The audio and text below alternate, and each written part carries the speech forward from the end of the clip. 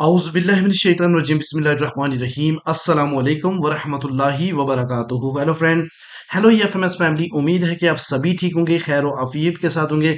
एक बार फिर आपको वीकली फोरकास्ट में हम वेलकम करते हैं। और आने वाला वीक जो कि स्टार्ट हो रहा है 7 अक्टूबर 2024 से लेकर 11 अक्टूबर 2024 तक, और आने वाले वीक में हम देखेंगे कि गोल्ड मार्केट की मूव इस तरीके से रहेगी और कौन कौन सी लेवल्स होंगे।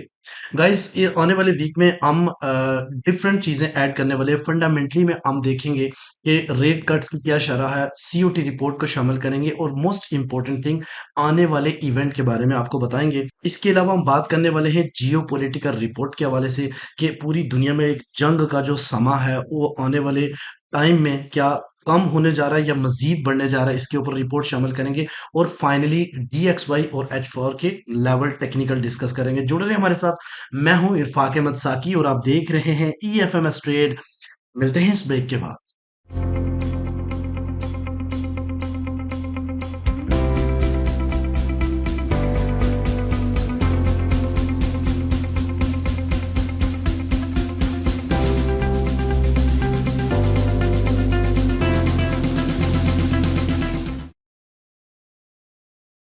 वेलकम फ्रेंड, अगर आप न्यू हैं और अभी तक आपने हमारा चैनल सब्सक्राइब नहीं किया तो सबसे पहले चैनल को सब्सक्राइब कर लें, बेल आइकन पे क्लिक कर लें, ताकि रोजाना की जो मैं वीडियो अपलोड करता हूं सुबह के टाइम, आप उसी टाइम आपके मोबाइल फोन पे नोटिफिकेशन आए, उसी टाइम आप वीडियो को देख पाएं और अपनी ट्रेडिंग जर्नी को मजीद बेहतर से बेहतरीन कर सकें। तो गाइज, अगर आप ये चाहते हैं कि ये तमाम जितने भी हमारे स्टूडेंट्स हैं अल्हम्दुलिल्लाह अब उनके टेक्निकल एनालिसिस बहुत बहुत बेहतर हो चुके हैं। इसकी सबसे बड़ी रीज़न ये है कि हमने कोर्सेज स्टार्ट किए हैं और हमारा फोर्थ बैच की इनरोलमेंट हो चुकी है, हो रही है अभी। उसको हम 10 अक्टूबर से स्टार्ट करने वाले हैं। तो गाइस, अभी भी टाइम है आपके पास कि आप फोर्थ बैच का हिस्सा बने।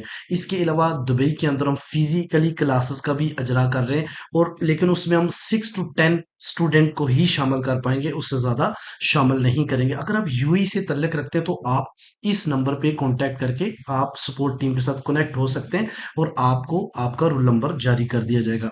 तो गाइज, मैंने एक सिलसिला भी शुरू किया है कि हम वीकली जो सेटअप पूरे वीक में देते हैं वो हम यहाँ पे रिपोर्ट्स भी शाया करते हैं। तो इंशाल्लाह ताला ये अभी इसके बाद वो वीडियो भी आपके सामने रखेंगे। और मोस्ट इंपॉर्टेंट चीज अनाउंसमेंट ये है कि हम आने वाले टाइम में फंडामेंटल कोर्स स्टार्ट करने जा रहे हैं, जिसकी शायद डेट 20 अक्टूबर तक हो। तो अगर आप चाहते हैं कि आप फंडामेंटल कोर्सेज का भी हिस्सा बने तो उसकी भी इंशाल्लाह ताला हम इनरोलमेंट स्टार्ट करने वाले हैं।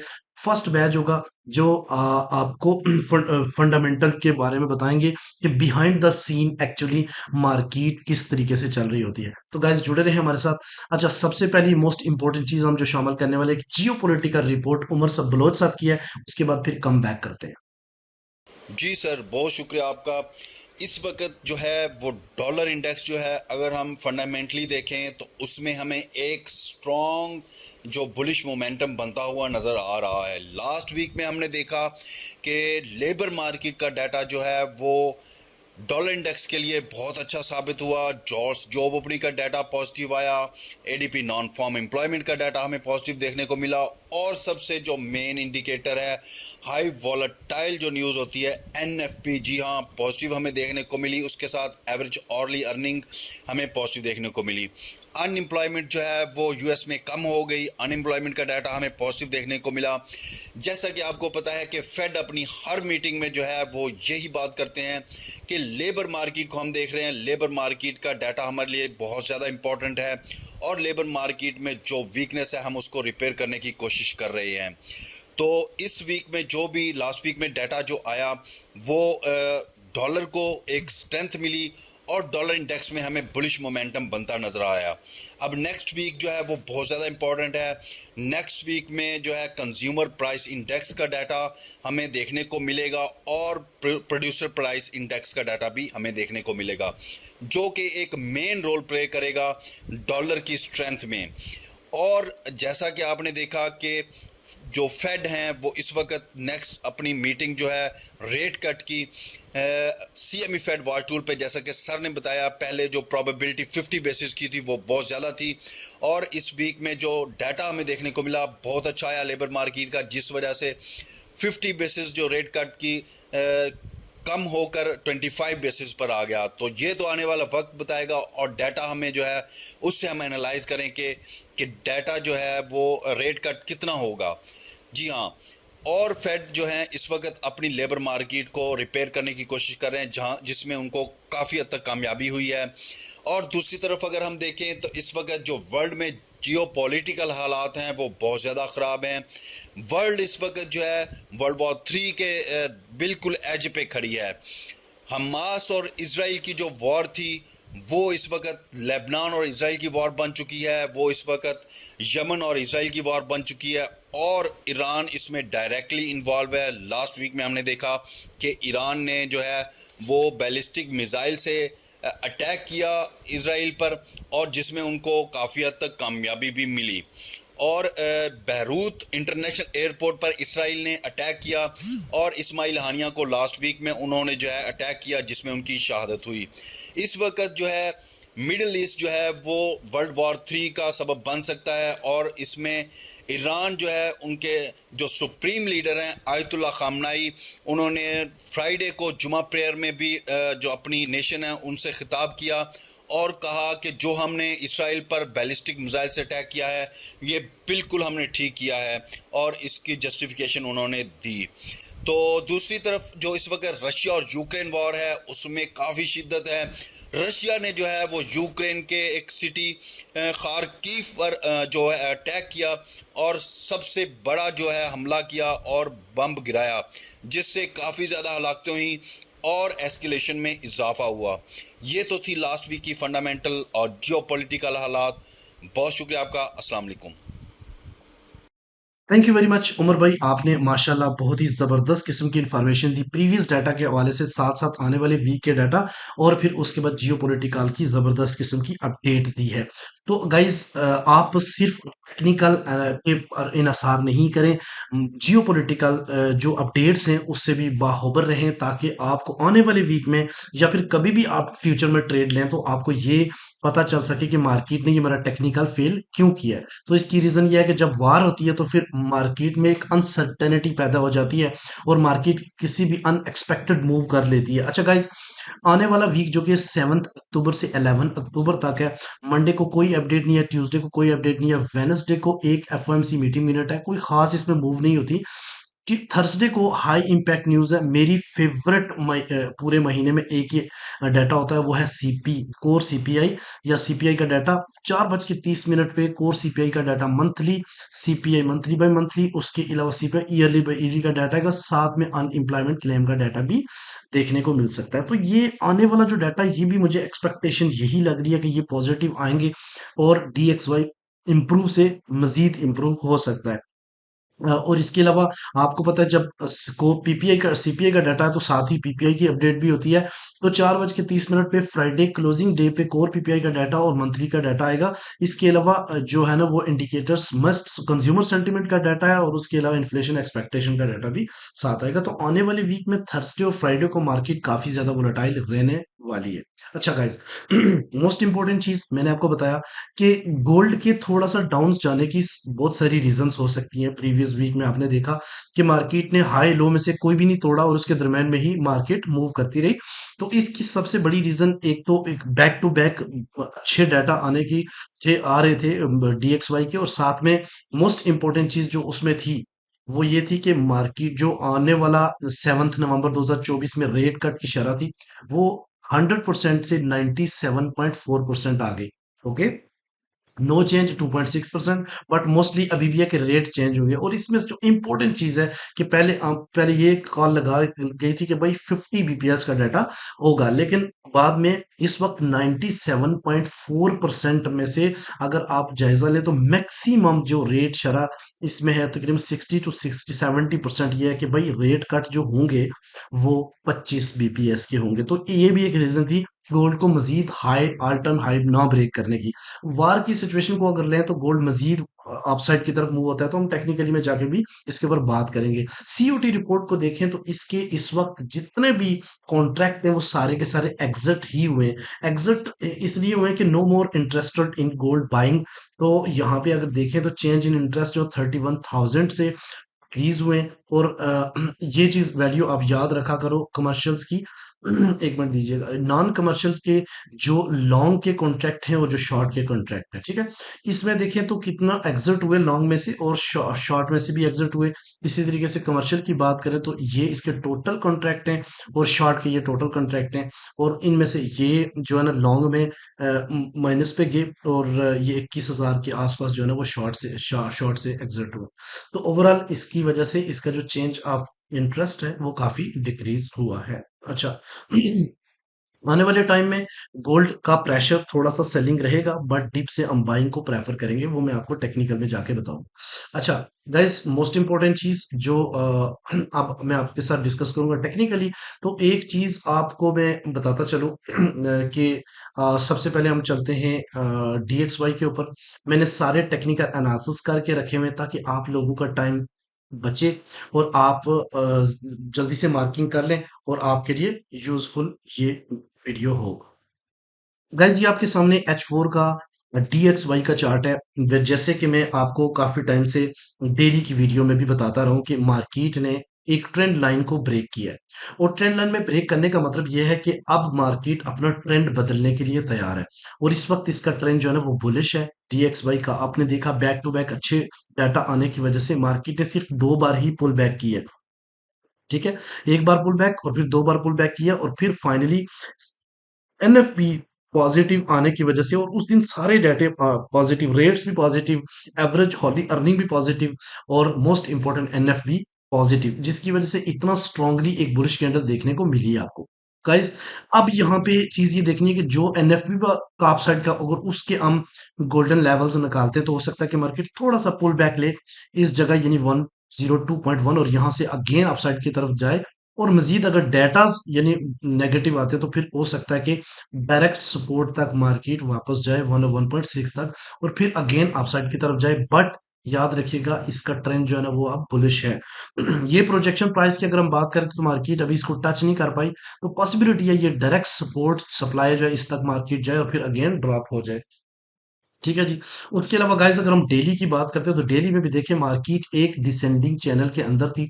उसके बाद मार्केट ने क्या किया, 2 अक्टूबर को इसको ब्रेकआउट कर दिया मार्केट और अपसाइड की तरफ ये जो ऑल इक्वल हाई था उसको ब्रेक करने के बाद मार्केट ऊपर क्लोजिंग डेली की दे देती है। ये चीज क्लियर इंडिकेशन है कि मार्केट एक डब्ल्यू पैटर्न टाइप बनाती है जिसका ब्रेकआउट हो चुका है। अगर आप यहाँ पे देखो तो एक डब्ल्यू पैटर्न जिसका ब्रेकआउट अपसाइड की तरफ, तो इसकी क्लियर इंडिकेशन है कि मार्केट अगेन एक सपोर्ट ले और यहाँ से अपसाइड की तरफ मूव करे।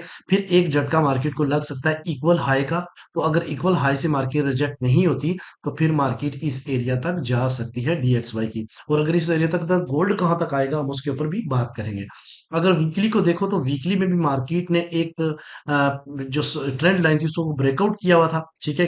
एक असेंडिंग अगर बात करें ट्रायंगल्स में को इस मार्केट ने ब्रेकआउट किया डाउन साइड की तरफ और एक यहाँ सपोर्ट लेके मार्केट ने एक स्ट्रॉन्ग बुलिश कैंडल बनाई NFP की वजह से। तो पॉसिबिलिटी है कि मार्केट एक बार फिर थोड़ा बहुत ऐसे करेक्शन करती इस जगह तक पहुंचे 105 आने वाले टाइम में और फिर ब्रेक डाउन कर दे डाउन साइड की तरफ चली जाए। तो ये वीकली जो है ना वो चार्ट है। अगर मंथली की बात करें तो स्टिल एक साल से जो मार्केट है, मैंने उस वक्त भी बताया था कि अगर डाउन आ रही है तो किसी भी जगह से इसके आसपास मार्केट अपसाइड की तरफ उठ सकती है। ये डिमांड जोन है इसके सारे। तो सेम ऐसे ही हुआ, अब मार्केट ने monthly almost bullish candle bullish engulfing बनाई है तो इसके रीटेस्ट करके फिर अगेन अपसाइड की तरफ मूव कर सकती है और ये स्टिल रेंज बाउंड ही है। आप जब गाइस आते हैं गोल्ड की तरफ तो गोल्ड के तवज्जो से लेवल देखने हैं, तवज्जो से बात को समझना है ताकि, और स्पेशली आपने H4 लेवल को अच्छे तरीके से अंडरस्टैंड करना है। तो हम सबसे पहले बात करते हैं मंथली कैंडल की। तो मैं आपको साथ साथ ट्रेंड भी बताता चलूं। इस वक्त अगर आप बात करते हैं तो करंटली स्ट्रॉन्ग बार्स ऐड हुई हैं जो है ना वो बाय कॉन्ट्रैक्ट की। तो मंथली कैंडल में अगर हम बात करें तो स्ट्रॉन्ग बुलिश कैंडल जो है ना वो सॉरी बुलिश ट्रेंड शो कर रहा है, ठीक है।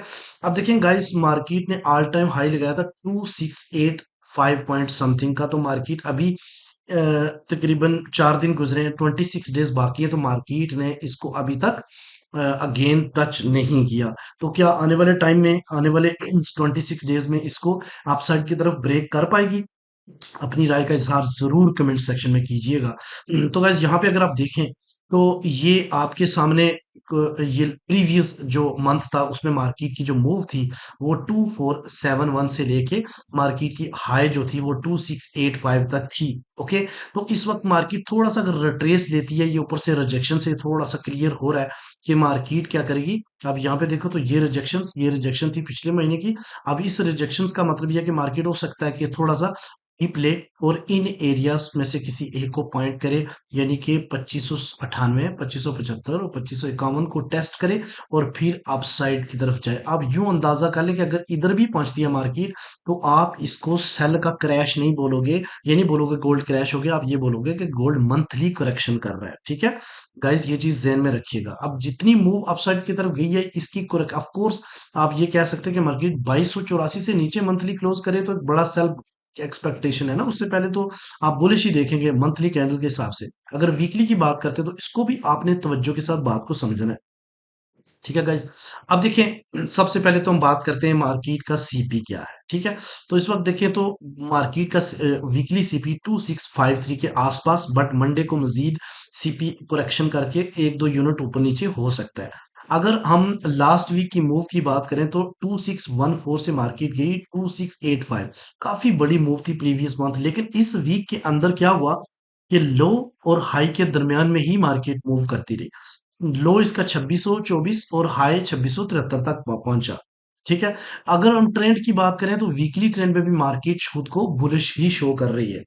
तो मैंने आपके सामने एक प्रोजेक्शंस आइडिया दिया था कि इस तरीके से मार्केट प्रोजेक्शंस लाइन बना सकती है। और आने वाले टाइम में ये जैसे पॉइंट था एक, और दूसरा पॉइंट ये था कि मार्केट 2703 तक एक हाल टाइम हाई अगर टूटा तो 2703 एक लग सकता है। और अगेन इस जगह से मार्केट सपोर्ट लेके अगर फिर अपसाइड की तरफ जाती है तो फिर आपका 26 जो है ना वो 2734 30, और फाइनली अगर प्रोजेक्शंस लाइन देखी जाए तो वो 2784 का एरिया भी बन सकता है फ्यूचर में। ठीक है, जिस तरीके से जियो पॉलिटिकल हालात चल रहे हैं इस तरीके से गोल्ड को जो है ना वो ऑफ कोर्स एक सेविंग हेवन के तौर पे समझा जाता है, और इसलिए मोस्टली कंट्री भी इसको बाय करने में इंटरेस्टेड रहते हैं। ठीक है, अच्छा गाइज यहाँ पे एक चीज देखो कि लास्ट वीक के अंदर मार्केट डाउन साइड की तरफ आई, एक अच्छा करेक्शन दिया और बायर ने अगेन फ्राइडे वाले दिन अपसाइड जाके मार्केट को 2653 पे जाके क्लोज किया। 60% बायर विनर रहे, लेकिन कैंडल जो है ना वो बेरिश टाइप ही क्लोज हुई है।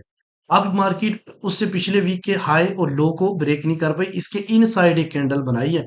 आने वाले टाइम में ज्यादातर 60% ये चांस है कि मार्केट अपसाइड की तरफ जाएगी, बट 40% यह है कि मार्केट करेक्शन कर सकती है। अब करेक्शन करेगी तो कौन कौन से लेवल हमारे पास वीकली बनेंगे, और अगर अपसाइड की तरफ जाएगी तो कौन कौन सी जगह से हमको सेलिंग अपॉर्चुनिटी देखनी है। सबसे पहली बात हम अगर डाउन साइड की तरफ मार्केट आती है तो ये एक लेवल है 2623 से लेके 2619 का। उसके अलावा दूसरा लेवल जो है ना वो 2574 और 70 का है, और तीसरा जो लेवल है वो 2600 2546 और 41 का है। ठीक है, ये है डिमांड। सप्लाई की बात जो की तो ऑल टाइम हाई, उसके अलावा 20 और 24 का एरिया और 2746 और 50 का area waiting for the next resistance. ठीक है जी गाइस। अच्छा, ये थी वीकली फोरकास्ट के हवाले से कि कौन कौन सा इंपॉर्टेंट प्रोजेक्शंस लाइन हो सकते हैं। मैं आपको एक बार फिर बता देता चलूं कि मार्केट आने वाले टाइम में 2703, 2734 और 2784 का एरिया मीट कर सकती है एक नए प्रोजेक्शन हाल टाइम हाई के हवाले से। ठीक है, और अगर डिप लेती भी है तो गाइस याद रखिएगा इन दो एरिया तक मार्केट करेक्शंस कर सकती है। ठीक है, अच्छा अब आते हैं डेली के ऊपर। डेली और H4 चार्ट को अपने तवज्जो के साथ सुनना है। गाइस आपने एक चीज नोट की है कि ये मार्केट काफी टाइम से आप कहें तो 7 यानी कि 16 जुलाई 2024 से मार्केट इस चैनल के अंदर इंटर हुई थी, और फिर इसकी रिस्पेक्ट करती करती स्टिल मार्केट इसके अंदर ही जो है ना वो चल रही है, और स्टिल ये आगे बढ़ता जाएगा तो प्रोजेक्शन प्राइसेस भी आपको देता जाएगा। तो गाइस यहाँ पे अगर आप देखो तो डेली का एक फेयर वैल्यू गैप मौजूद है 2613 से लेके 2593 के दरमियान में। तो मार्केट एक बार इसको पिन करने के लिए आ सकती है मेरे नजदीक। अगर मार्केट को अगेन स्ट्रॉन्ग किस्म का एक नया स्पॉट हाई बनाना है तो मार्केट को एक बार इस इक्वल लो को तोड़ के एक बार इसको पिन करना होगा। गाइज अगर ये पिन करने के बाद अगेन ये जो प्रोजेक्शंस लाइन में आपको दे रहा हूँ, ट्रेंड लाइन दे रहा हूँ रेजिस्टेंस की, इसको टच करने के बाद अगेन मार्केट अगर नीचे गिरती है तो याद रखिएगा 2588.9 का लेवल मोस्ट इंपोर्टेंट लेवल्स है अगेंस्ट बाय करने के लिए। यहाँ से रिजेक्शंस मिल गई बैक, यानी डेली की कैंडल अगर अगेन बुलिश में क्लोज होगी, फिर एक नया ऑल टाइम लगाने के लिए मार्केट आएगी, क्योंकि ये सारी लिक्विडिटी स्वीप करके आएगी। और अगर मार्केट इससे नीचे जाके क्लोजिंग दे देती है 2588 से नीचे, तो गाइस याद रखिएगा एक स्ट्रॉन्ग किस्म की बेरिश कैंडल आपको मिलेगी, बड़ी सारी कैंडल मिलेगी। और मार्केट का जो ब्रेकआउट था डेली का 2482-80, इस यहाँ से आपको अगेन एक स्ट्रॉन्ग किस्म की बाइंग देखने को मिले। ठीक है, अभी देखिए मार्केट जो है ना, मार्केट का जो अपर लेयर है, बैंड है, वो 2672, और लोअर बैंड जो है ना वो मार्केट का वो 2633 के दरम्यान में मार्केट डेली की कैंडल चला रही है। यानी 1 2 3 4 5 6 लास्ट 6 डेज, 6 डेज से मार्केट इसी येलो बॉक्स के अंदर है। ठीक है, अब मंडे ट्यूसडे को तो नहीं लगता कि मार्केट इस येलो बॉक्स को तोड़ पाए, बट मुझे लग रहा है कि जो सीपीआई में है, उसमें हो सकता है कि मार्केट एक बार फिर इस इक्वल लो को तोड़ के इसको पिन करके अपसाइड की तरफ जाए। अगर गाइस मार्केट इससे ऊपर क्लोज हो जाती है 2674 से ऊपर डेली की, तो फिर याद रखिएगा गोल्ड मार्केट ने फिर नीचे नहीं आना, वो 3000 लगा के ही आएगी या फिर ऊपर ही ऊपर जाएगी, जिसके चांसेस सेलिंग से ज्यादा लगते हैं मुझे। ठीक है अच्छा, अब आते हैं जनाब H4 के ऊपर, और इसके हवाले से हम बात करेंगे। एक मिनट दीजिएगा। तो गाइज ये आपके सामने H4 जो है ना वो ट्रेड चार्ट है। लेकिन मैं एक चीज बताना भूल गया कि मार्केट का जो ट्रेंड है डेली का, वो ट्रेंड जो है ना वो क्या है जी, ट्रेंड बुलिश है, स्ट्रॉन्ग बुलिश नहीं है बट ट्रेंड बुलिश है। ठीक है, जैसे वीकली और मंथली में स्ट्रॉन्ग था, इधर स्ट्रॉन्ग नहीं है, बट ट्रेंड स्टिल अभी भी बुलिश है। और यहाँ मार्केट जो फ्लैट होता हुआ नजर आता है कि मार्केट किसी भी टाइम पे डेली का ट्रेंड चेंज कर सकती है, लेकिन 2588 से नीचे डेली की क्लोजिंग के ऊपर वो आराम के साथ चेंज हो जाएगा। ठीक है, अब हम बात करते हैं डेली की। तो याद रखिएगा जो H4 का जो चार्ट है, H4 के चार्ट के ऊपर जो ट्रेंड है मार्केट का वो बेरिश है। ठीक है, अब जितने छोटे टाइम फ्रेम पे आएंगे जाहिर है उसमें आपको बेरिश बुलिश दोनों नजर आते जाएंगे। तो अब मार्केट क्या कर सकती है, मार्केट एक्चुअली इस ट्रेंड लाइन को फॉलो करते हुए रिजेक्ट होके swing high, previous swing high को नहीं तोड़ पा रही। ये इसका प्रीवियस स्विंग है, मार्केट अगेन गई, उसको नहीं तोड़ पाई, अगेन है, इसको नहीं तोड़ पाई। तो ये एक ब्रेकर ब्लॉक बन रहा है, जिस जो काफी मजबूत ये सप्लाई जोन इस वक्त देखने को मिल रहा है। आपको याद होगा कि फ्राइडे वाले दिन अल्हम्दुलिल्लाह मैंने एक शॉर्ट वीडियो भी बनाई थी इसके ऊपर, यहाँ से हम लोगों ने सेल दी और इस एरिया से हमने लोगों को बाय कराई है, और एक जबरदस्त किस्म का प्रॉफिट देखने को मिला। तो गाइज इंड्यूसमेंट काफी डली है, पिछले वीक में बहुत सारे लोग स्टक भी हुए होंगे। आप लोगों ने इंड्यूसमेंट से बचना है। यहाँ देखिए तो इस ट्रेंड लाइन को बहुत सारे लोगों ने लगा के बैठे होंगे, लेकिन वो डिमांड जोन नहीं निकालते। ठीक है, अब देखो मार्केट ने क्या किया, नीचे गई, बहुत सारे लोगों ने समझा शायद ये ट्रेंड लाइन ब्रेकआउट है, और यहाँ पे बहुत सारे लोग सेल में स्टक हो गए। ठीक है, फिर मार्केट अपसाइड की तरफ आ गई, यहाँ से फिर रेस्पेक्ट दे दी इसको, फिर यहाँ से फिर रेस्पेक्ट दे दी, यहाँ से फिर रेस्पेक्ट दे दी, और फिर यहाँ से क्या किया मार्केट ने फ्राइडे वाले दिन कि डाउन साइड की तरफ जाके यहाँ पे एक इंड्यूसमेंट डाला कि लोगों को लगा कि बस मार्केट अब गई 2600 और 2590 की साइड पे, और फिर मार्केट ने अगली क्लोजिंग इस इन साइड करके ये चीज प्रूव कर दिया कि अच्छा, ये जो लास्ट आप ये बाइंग की मूव देख रहे हो, ये टोटल ब्रोकर्स ने मूव की है। और मैं बताता भी रहूं, जब मार्केट इससे ऊपर गई थी तो मैं बताता रहूं कि भाई आप लोगों ने बाय इस जगह से नहीं करना। एक तो ये सप्लाई जोन है, और सेकंड यहाँ पे इंड्यूसमेंट लग सकता है। अगर H4 ऊपर क्लोज हो गया तो फिर हम देखेंगे, अदरवाइज आपने बाइंग या सेलिंग यहाँ से बाइंग नहीं करना। तो यहाँ से मैंने सेल करवाई, एक जबरदस्त किस्म का प्रॉफिट भी मिला। सेकंड वन, मार्केट ने ये दो कैंडल, लास्ट कैंडल भी H4 की बुलिश क्लोज करके ये क्लियर कर दिया कि अभी तक बायर जिंदा है। इस वक्त अगर H4 के चार्ट बात करें तो 64% मार्केट का जो वॉल्यूम है वो बाय है, बट इसका H4 के ऊपर ट्रेंड जो है ना वो क्या है, बेरिश है। और ये दोबारा चेंज हो जाएगा अगर मार्केट ने इस सप्लाई जोन को तोड़ के अपसाइड की तरफ क्लोजिंग दे दी। तो गाइस यहाँ पे क्या हो सकता है, नेक्स्ट एक्सपेक्टेशन मार्केट एक बार फिर जाए, इस एरिया को टच करे। ये एरिया कौन सा है मैं बता देता हूँ, ये एरिया है सर 2661-62 के तक। और अगर इससे ऊपर क्लोजिंग दे दी तो फिर इस सप्लाई जोन को अगेन मार्केट टेस्ट करने जाएगी। और याद रखिएगा 1 2 3 4 5 छठी बार मार्केट इस जगह को जाती है तो ऑफ कोर्स इसको ब्रेक कर सकती है। और अगर रिजेक्ट हो गई तो फिर नेक्स्ट जो लेवल बनेगा, याद रखिएगा कि वो ये एरिया यानी 2652 से अगेन बाइंग करके एक नया ऑल टाइम हाई मार्केट लगा सकती है। और अगर मार्केट ने 2626 से नीचे H4 क्लोज किया तो फिर एक डिप आपको देखने को मिलेगा, जिसको आप सेल भी कर सकते हो अगर चाहो तो। यहाँ पे मार्केट वैसे चूंकि ट्रेंड के अगेंस्ट में ट्रेड का के हक में नहीं हो, आप वेट कर सकते हो। ये फेयर वैल्यू गैप मौजूद है जिसको मार्केट पिन करके वापस पुल बैक कर सकती है। मैंने इस जगह से आपको डेली का फेयर वैल्यू गैप भी बताया था, ये डेली का फेयर वैल्यू गैप भी है और H4 का भी है। तो बेस्ट बाइंग मेरे नज़दीक आने वाले वीक में 2588 से लेके 70 तक का ज़ोन है, ठीक है? उम्मीद है कि आपको इस वीक में भी काफ़ी ज़बरदस्त किस्म की समझ आई होगी, और अगर आपको समझ आई है तो कमेंट सेक्शन में अपने अल्फाज प्यारे से लिख के इजहार करें और वीडियो को ज़्यादा से ज़्यादा दोस्तों में शेयर करें। जुड़े रहें हमारे साथ। Thank you very much. अल्लाह हाफिज़। Love you all.